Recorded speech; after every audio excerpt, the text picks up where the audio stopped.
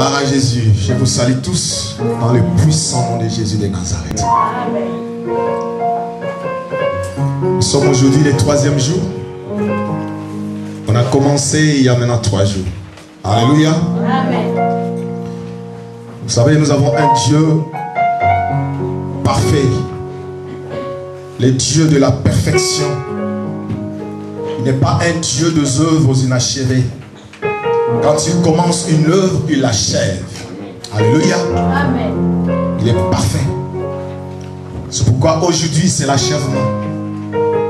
Aujourd'hui il va amener toutes choses à la perfection. Ce qu'il a commencé, comme nous dit la Bible, celui qui a commencé en vous cette bonne œuvre l'emmènera jusqu'à la perfection. Et toute la gloire sera à lui. Alléluia. Amen. Gloire à Jésus. Nous avons parlé de dons, de différentes catégories de dons. Nous avons dit que pour être complet dans ces thèmes de dons, bien sûr que notre thème principal, c'était les dons spirituels dans l'assemblée locale. Mais puisqu'il s'agit des dons, pour être complet, nous avons commencé par les 3 catégories des dons dans l'église. Nous avons parlé premièrement des dons du service. Ces dons qui ont trait, c'est-à-dire par rapport à la vie commune de l'église, la vie communautaire. Nous avons vu ce quoi c'était, ces dons-là. Et qui est très important pour l'assemblée chrétienne, sa croissance, la communion fraternelle, c'est très important. Les dons du service. Et le Seigneur attend aussi ces dons-là dans nos vies. Puisque nous avons vu dans le livre de Matthieu qu'un jour, à la fin de toutes les choses, il va nous demander aussi des comptes par rapport à ces dons. J'étais nu, j'avais faim, j'étais en prison, j'étais malade quelque part. Et la Bible dit que beaucoup diront, mais Seigneur, où t'avons-nous vu? Nu, malade, affamé. Et t'avons-nous pas donné de quoi manger, de quoi te vêtir, et tout ça, et tout ça. Il va dire que tout ce que vous avez fait à l'un de mes petits, c'est à moi que vous l'avez fait. Voilà l'un de ces petits qui est à tes côtés. Voilà l'un de ces petits qui est autour de toi, à tes environs, tes voisins, ton entourage, ton frère, ta soeur. Alléluia. Amen. Nous avons compris que c'est très important. Et surtout pour la communauté chrétienne, ça a un impact. Dans l'église primitive, la Bible dit qu'ils étaient là, ils partageaient de tout. La bonté, la générosité, la libéralité faisait qu'il n'y avait aucun indigent. Ils se partageaient tout. Ils venaient avec les revenus, avec ce qu'ils vendaient leurs biens et tout. Et ils en partageaient selon le besoin de chacun. Et personne ne manquait. Et personne ne se disait aussi que c'est bien et mien. Tout était en commun. Voilà la vie communautaire. Ça c'est par rapport à ces dons du service. La deuxième catégorie c'était par rapport aux dons du ministère. Ceci a trait avec l'appel de Dieu. L'appel que Dieu a confié, a mis dans la vie de chacun. Et nous avons compris que là cet appel, ce don du ministère est inné en la personne. On ne le reçoit pas puisqu'on le veut. On peut avoir besoin, désir de servir Dieu. Mais il y a plusieurs façons de servir Dieu. Entre autres avec les dons du service. Entre autres avec les dons dont il est question. Les dons de l'esprit. À l'église qu'il donne à tout celui qui le veut. Tout chrétien, tout enfant de Dieu, toute fille et tout fils de Dieu. Alléluia. Amen. Mais par rapport à au don plutôt du ministère, là c'est inné. On est avec. On ne devient pas ministre de Dieu puisqu'on le veut, comme je l'ai dit. Mais on est ministre de Dieu. Voilà pourquoi il va dire à Jérémie, avant que tu ne sois né, avant même que tu ne sois conçu, moi, éternel Dieu, je t'avais choisi et je t'avais établi prophète. Ministère prophétique de nation. Alléluia. Amen. Donc c'est inné. Et nous avons compris que ce ministère, plutôt, ces dons, ça marque l'identité de la personne. Son identité. Ça affecte l'identité de la personne. Voyez, vous verrez même sa manière, sa façon de faire, sa façon de parler. Ça trait même à son identité. Alléluia. Ça trait à son identité. Voilà pourquoi on peut dire de quelqu'un, papa tel, par rapport au ministère, papa prophète, papa pasteur, papa évangéliste, papa apôtre. Pourquoi? Parce que c'est son identité à lui. Alléluia. Mais on ne peut pas dire de quelqu'un, maman discernement des esprits, maman parler à langue, ou papa parole de connaissance ou parole de sagesse. Alléluia. Donc vous voyez que c'est différent les uns et les autres. Amen. Amen. Là c'est par rapport au don du ministère. Nous étions aussi bénis par rapport à ça. Et hier nous avons commencé la troisième catégorie des dons dont il est question par rapport à notre thème, les dons spirituels dans l'église. Nous avons vu hier les deux premières catégories. Donc nous avons dit que cette troisième catégorie est divisée aussi, répartie en trois groupes de familles. Plutôt trois groupes de dons, ou trois familles de dons. Alléluia. Amen. La troisième catégorie, c'est-à-dire les dons spirituels pour tout chrétien dans l'église et ses manifestations dans l'assemblée locale. Répartis en trois familles de dons. Et ces trois familles de dons, dans toute famille de dons, dans tout groupe, il y a aussi trois dons. Donc trois groupes de dons et trois dons par groupe, qui fait au total 9 dons spirituels. Alléluia. Et hier nous avons traité 6 dons, c'est-à-dire des familles de dons ou des groupes de dons. La première famille, c'était les dons de révélation. Nous avons parlé premièrement par rapport aux dons de révélation, qui comprend le don de la parole de sagesse, le don de la parole de connaissance et les dons de discernement des esprits. Tous ces trois dons font partie de cette famille des dons de révélation. Alléluia. Le deuxième groupe, c'était le don d'inspiration. Là aussi, dans ces groupes de dons, nous avons trois dons. Dans le premier, ce que nous avons traité, c'était la diversité des langues, l'interprétation des langues et la prophétie. Trois dons dans cette catégorie. Donc au total, nous avons déjà traité 6 dons. Alléluia. Amen. Et nous devons savoir que tous ces dons de cette troisième catégorie sont nécessaires pour la vie de l'église, pour l'assemblée. C'est pourquoi nous avons dit que les dons spirituels et leur manifestation dans l'église locale. Et la différence entre ces dons de l'esprit qui concernent tout chrétien, tout enfant de Dieu, et les dons du ministère, ce qu'est le don de l'esprit est pour l'église locale, bien entendu. C'est-à-dire l'assemblée locale comme nous sommes ici, Bethel. Alléluia. Dieu le donne pour l'édification de chrétiens, des enfants de Dieu dans l'assemblée locale, comme nous sommes là. Mais par contre, les dons du ministère, c'est pour tous les corps du Christ.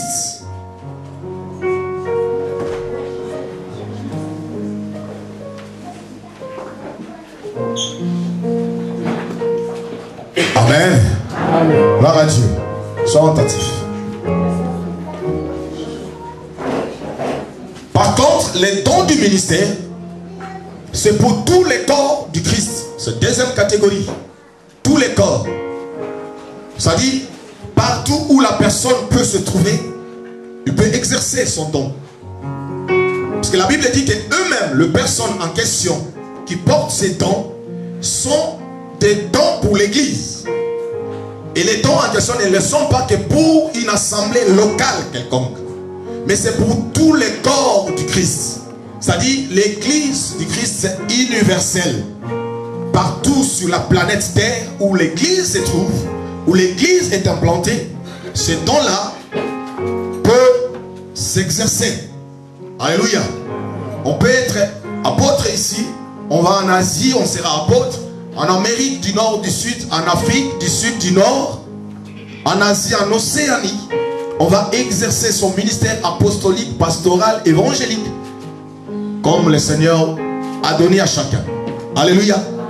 Mais quand on est prophète, et plutôt quand on a le don d'interprétation des langues, les dons de ci, de ça, c'est pour l'église locale. Si tu vas ailleurs, si Dieu le permet, tu peux aussi servir là-bas.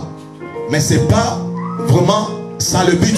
Le but, c'est pour l'édification des chrétiens dans une assemblée. Puisque partout se trouvent les chrétiens, où les chrétiens s'assemblent, Dieu donne aussi des dons. Alléluia. Voilà. Mais les dons du ministère sont les dons, les porteurs sont des dons pour l'église, l'assemblée, plutôt l'église, le corps du Christ dans son assemblée. Amen. Et ces dons ont besoin d'être nourris par la parole de Dieu. Ça, c'est très important. Nourris par la parole de Dieu.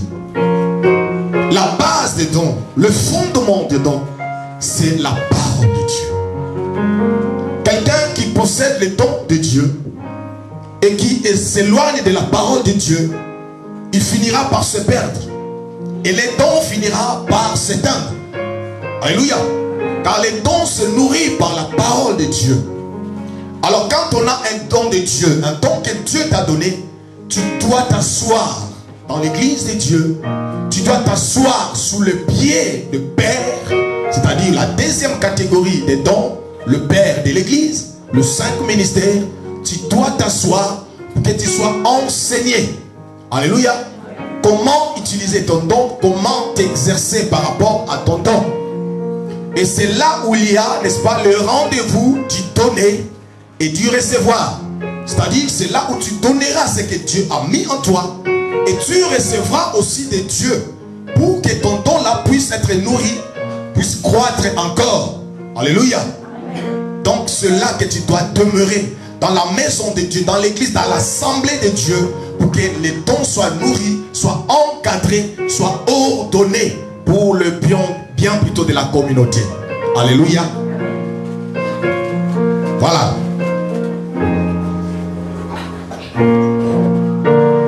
Psaume 133 nous dit: il est doux et agréable aux frères de demeurer ensemble.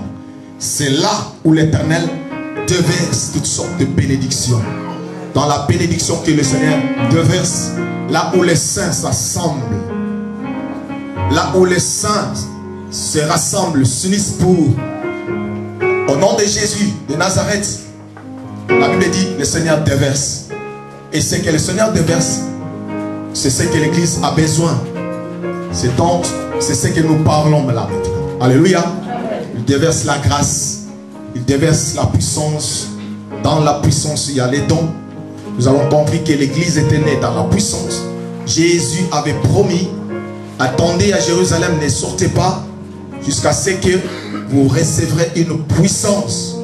Et lui qui était allé monter dans les hauteurs, la Bible dit qu'il était là, il a reçu du Père les dons pour l'église, pour les hommes. Et voilà que l'heure était arrivée où les hommes devraient, n'est-ce pas, recevoir ces dons pour l'accomplissement de la mission. Parce que Jésus avait une mission que l'église devrait accomplir. Alléluia. Voilà pourquoi il a dit: vous ne pouvez pas accomplir cette mission aussi longtemps que vous êtes comme vous êtes. Voilà que quelques temps seulement qu'il les a laissés, les pierres sont reparties à la pêche. Alléluia. Et il a pris avec lui tous les autres. Alléluia.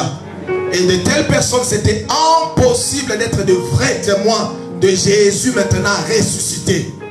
Il fallait qu'ils attendent, comme l'a dit Jésus: attendez jusqu'à ce qu'il viendra. Vous recevrez une puissance le Saint-Esprit survenant sur vous et vous serez mes témoins. C'est alors que vous deviendrez de véritables témoins utiles pour accomplir la mission. Alléluia. Amen. Et quand cette puissance était descendue, elle était descendue avec les capacités surnaturelles. Et ces capacités surnaturelles, c'est ce que nous appelons des dons que Dieu a donné à tout un chacun selon son désir. Car la Bible dit qu'il fait toutes les choses selon les conseils de sa volonté. Alléluia. Amen. Il a donné à chacun diverses langues. Il a donné à l'autre ceci, à l'autre cela, comme il a voulu pour accomplir la mission. Et nous sommes cette église, frère, aujourd'hui. Nous avons la même mission que Pierre, Jean, Jacques, André, Philippe, Paul.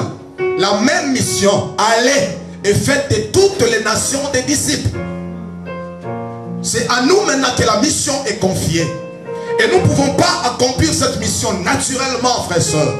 Il faut que nous soyons dotés de capacités surnaturelles pour aller accomplir la mission. Alléluia. Car le monde attend quelqu'un. Le monde t'attend, église. La Bible dit que l'humanité tout entière attend avec un ardent désir la révélation du Fils. Le Fils en question, ce n'est pas le Fils de l'homme qui était monté. Le Fils en question, c'est toi, Fils de Dieu. Alléluia. Le monde attend ta révélation. D'où prendras-tu cette révélation si tu n'es pas doté de ces capacités? Si ce n'est pas par cette puissance qui a été promise et qui était arrivée, venue. Ils ont reçu. Nous aussi, nous sommes appelés à la recevoir. Car nous servons le même Dieu. Il n'a pas changé, nous dit la parole. Il est le même hier, aujourd'hui et éternellement. Alléluia. Nous attendons de lui cette puissance. Nous attendons de lui ses capacités pour accomplir la mission. Car nous aurons à rendre compte le moment venu, frères et sœurs. Nous aurons à rendre compte car chacun d'entre nous est un messager. Chacun d'entre nous est un missionnaire. Nous sommes des pèlerins sur cette terre. Il faut que chacun puisse accomplir sa mission. Moi, je peur que ce jour-là, je ne sois pas au bon compte. Les comptes ne soient pas bons. Alléluia. Je peur, voilà pourquoi chaque fois je pleure. Seigneur, aide-moi afin que ce jour-là, les comptes soient bons. Aide-moi, Seigneur. Donne-moi les capacités surnaturelles nécessaires afin que j'accomplisse ce que j'ai dévré ou ce que je dois accomplir. Que ce jour-là, Seigneur, je sois un heureux entre tes bras. Alléluia. Un heureux petit garçon entre tes bras, Père. Aide-moi, Seigneur. Voilà, nous avons besoin de cette puissance. Nous avons besoin de ces capacités, Église de Dieu. En ce temps de la fin, tu ne peux pas te contenter de venir dans une assemblée, t'asseoir, voir les autres chanter, voir les autres prier, voir les autres crier, et après rentrer à la maison, manger et boire. La Bible nous dit, le royaume des cieux, ce n'est pas le manger et le boire, mais c'est la puissance de Dieu. C'est lui qui va manifester cette puissance de Dieu. C'est toi, fils de Dieu. C'est toi, fille de Dieu. C'est lui que Dieu a choisi. Alléluia. Parmi tant d'autres, tu n'étais pas meilleur que les autres. Non, moi non plus. On n'était pas meilleur. Mais Dieu a fait son choix. Si toi, si moi, si nous. C'est à cause de son amour, simplement. À cause de son amour. Voilà pourquoi nous devons lui être reconnaissants, frère. Accomplir sa mission. Chaque jour qui passe, tu dois faire ton bilan personnel. Jusqu'aujourd'hui, qu'est-ce que je fais pour le Seigneur?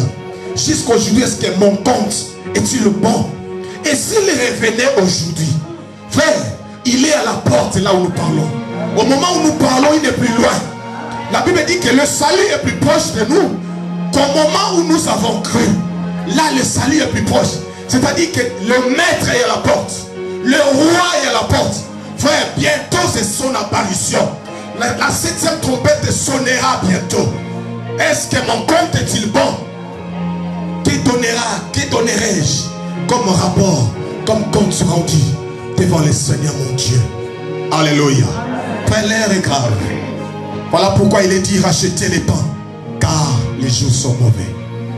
Alléluia. Les jours sont mauvais. Ça a l'air d'être normal. Ça a l'air d'être normal, frère. C'était aussi pareil dans les temps de Noé. C'est comme si tout était normal. Ça paraît normal. Mais je vous dis que ce n'est plus normal. Même les mondains, les plus mondains du monde, frère, ils savent que là maintenant le temps n'est plus normal. Il y a quelque chose qui s'annonce forcément. Les scientifiques le savent. Frère, il n'y a que toi chrétien qui ne savent. Toi qui crois encore que tout va bien. Non, rien plus ne va. Plus rien, frère, ne va. Alléluia. Nous devons nous préparer, église. Surtout pour accomplir notre mission.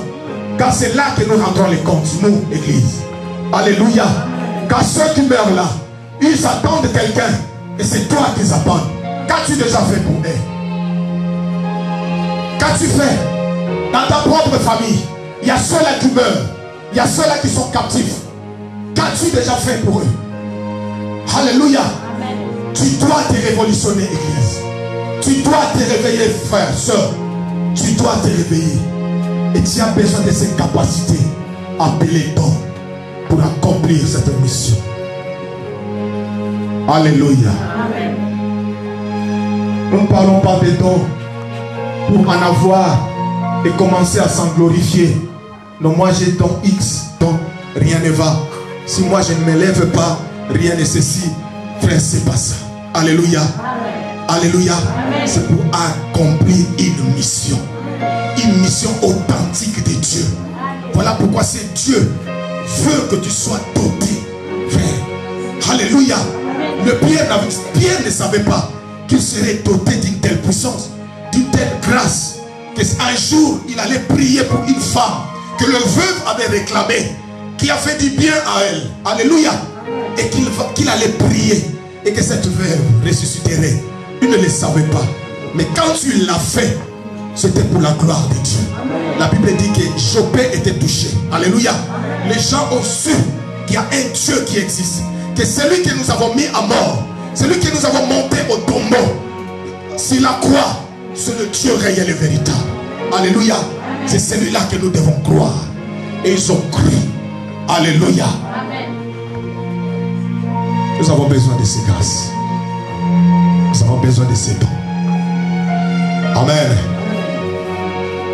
Oh, gloire à Jésus. Gloire à Jésus. Aujourd'hui, oui, nous allons faire un petit... chercher à connaître quelque chose. Comment recevoir, maintenant, comment recevoir les dons spirituels? Alléluia. Parce que c'est dans la volonté de Dieu que tu les reçois.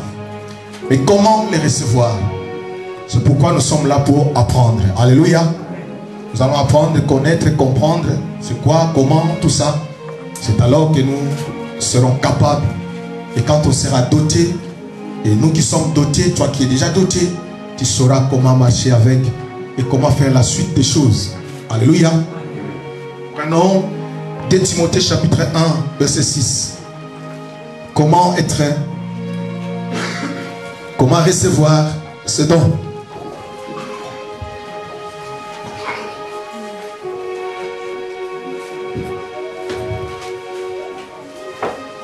Le premier moyen est clair.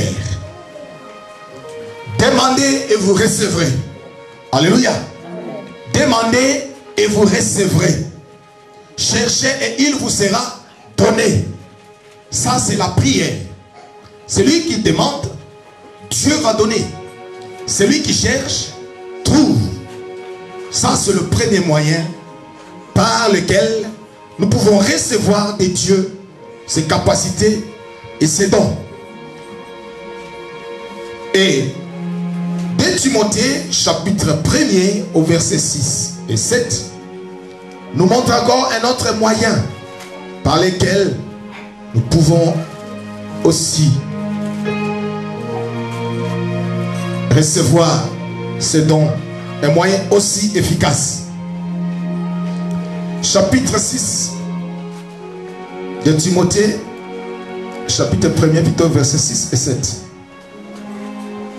C'est pourquoi je t'exhorte à ranimer la flamme du don de Dieu que tu as reçu par l'imposition de mes mains. Car ce n'est pas un esprit de timidité que Dieu nous a donné, Au contraire, son esprit nous remplit de force, d'amour et de sagesse. Voilà le premier moyen. À part la prière et tout. L'autre moyen, je dirais, l'imposition de main. Paul va dire à Timothée, son fils spirituel, je t'exhorte à ranimer la flamme du don de Dieu. À ranimer. Donc, Paul va dire à Timothée que Timothée, mon fils, tu as la responsabilité de t'occuper de ces dons que Dieu t'a donné. Alléluia. Tu dois t'en occuper. Donc tu dois le ranimer pour qu'il ne puisse pas s'éteindre. Voilà pourquoi nous avons dit que ce don-là a besoin d'être nourri par la parole. C'est-à-dire de demeurer dans la présence de Dieu. Car c'est lui qui en est le moteur.